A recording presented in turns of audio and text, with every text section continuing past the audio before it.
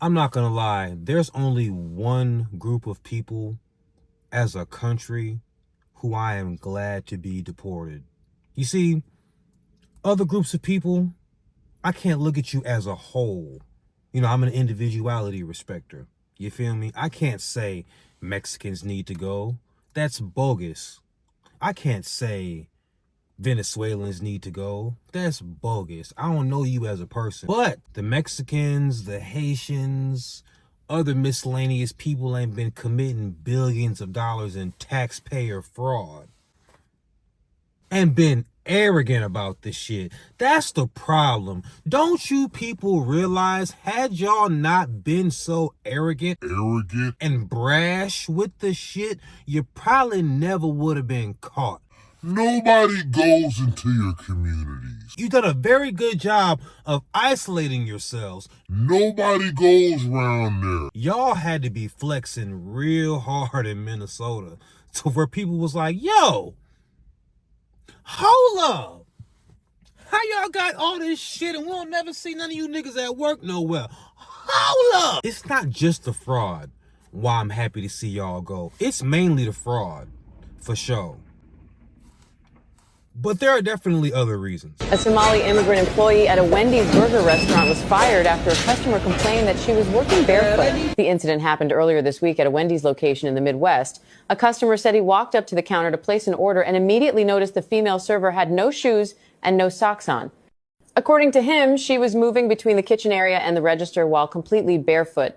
He said it made him lose his appetite, so he recorded a short clip and sent a complaint to Wendy's customer service. Management reacted quickly. Several employees said the woman was taken into the office the same day and was told she could not continue working without shoes. When she explained that her feet were swollen from a possible pregnancy and regular shoes caused pain, managers still decided to remove her from her shift. By the next morning, she was officially terminated. Some people online defended her, saying she looked uncomfortable and needed support, not punishment. They said she was doing her job and not touching food with her feet, so the customer overreacted. Others insisted Wendy's followed company rules. They pointed out that bare feet in a fast food kitchen violate safety standards, risk injuries, and could create legal issues. The debate continues. What do you think about this situation? What the hell do you mean the debate continues? This is how we know liberals are sick in the head. Because what in the hell do you mean the debate continues? This is the same party that can't tell me what a woman is. They want to argue about everything, especially facts. My problem with this is only the employee was fired. Every manager on that shift should have been fired. Every employee who did not snitch or tell everybody should have been fired. What in the do you mean somebody is at work in America with no shoes on? I don't care where you work at. Unless you work in a yoga studio. I've never been in one of those. I will be doing yoga very soon. A, it's going to make good content. But B, I've heard when dudes do yoga, they be like sore as hell afterwards. They gain a whole new respect for women's flexibility after they do yoga. So I very much look forward to my yoga class. But that's probably the only place where if I see, okay, a karate class, you know, martial arts, UFC fighting. It's only a few places in America where if I see somebody barefoot at work, I'm not snitching. I'ma tell. Let me tell you something. When I was a server, I used to work with this jackass named Marco. And when I say jackass, I mean that lovingly. But he was a jackass. But he's a cool dude. But he's a cool dude if he likes you. But he's a jackass. One time, I seen this asshole reach into the ice to put it into a cup because he was mad at a customer.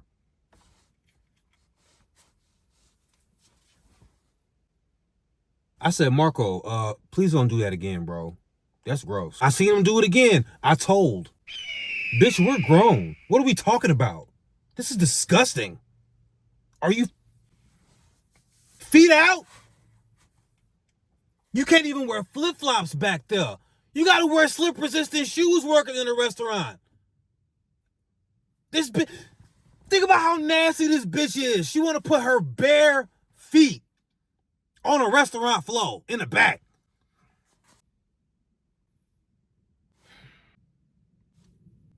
But you know, before all the fraud came out, thanks to the homie Nick Shirley, I say he's the homie. I mean, that's my white cousin right there. I appreciate anybody who's so good at doing investigative journalism. And anybody finding a bunch of missing taxpayer money, you my kind of dude, Nick Shirley. But before all this fraud came out of Minnesota, there was a Minnesota Somali who I could not stand by the name of Ilhan Omar.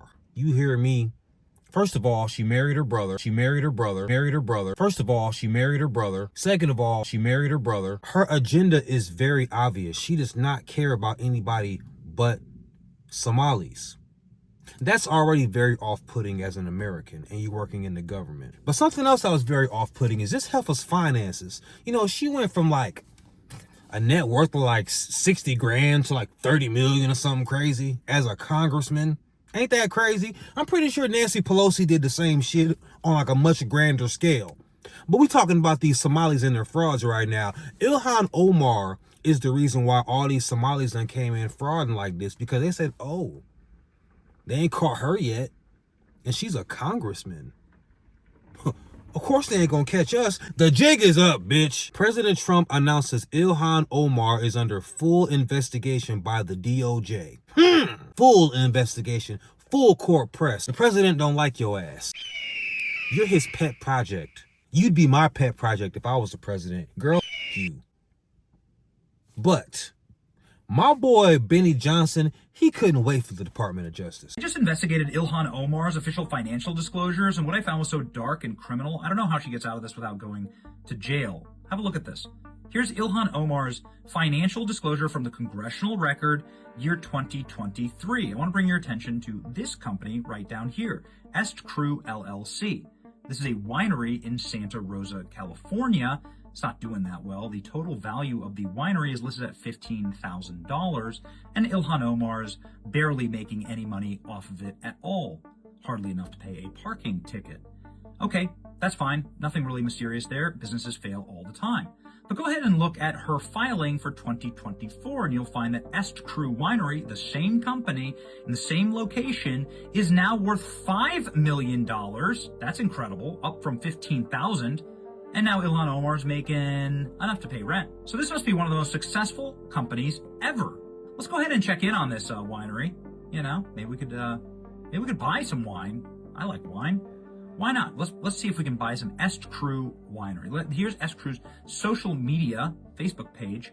You'll see here that the last post, oh no, was in 2023. Wasn't this the year that they were supposed to, you know, go really big and make Ilhan Omar millions of dollars? Same thing on their Instagram, and they don't have an X. So let's go ahead and check their official website. What is Est Crew? We are winemakers and memory curators, okay? Est Crew Winery has a bunch of brands that's led by these people, creators of eye-catching labels. So I'm sure I can go and get some of their wine, right? Well, they don't have any activities here, so maybe I could just go to their location and buy some of their wines, or maybe give them a call. Let's try and go to their location here. This is the Google Street View of Est Crew Winery, and what you'll find here is an empty parking lot. Doesn't actually look like an operational business. It certainly isn't the same name. So, okay, let's go ahead and give them a call. See if maybe they pick up. Let's go ahead and call the number on the webpage. Let's go ahead and give them a call and find out. Oh no, user busy. Let's try that, okay. Well, I've done this like 20 times today. Okay, so that didn't work. Is there any wine in this wine company? Is there anything about wine? Because I see like stuff about events, but like, what is this exactly? Aren't you supposed to sell wine at your wine company? Where are your wines? Oh, there are no wines. You wanna know why? Because this is a fake company. Rep. Ilhan Omar's husband accused of swindling investors in their California winery. They stole millions from cannabis growers. You can see here's the lawsuit right here, saying that Tim Minette, who's Ilhan Omar's third husband, no relation, swindled his investors and defrauded them. How did Minette get this relationship? Well, the current Attorney General of Minnesota, Keith Ellison, used to work for him. Isn't that curious? Keith Ellison, the same guy who refuses to look into any of the Somali fraud. The current Attorney General of Minnesota, Keith Ellison, used to work for him. Isn't that curious? Keith Ellison, the same guy who refuses to look into any of the Somali fraud. Isn't that curious? Keith Ellison, the same guy who refuses to look into any of the Somali fraud. Lock her up. Lock her up. Lock her up.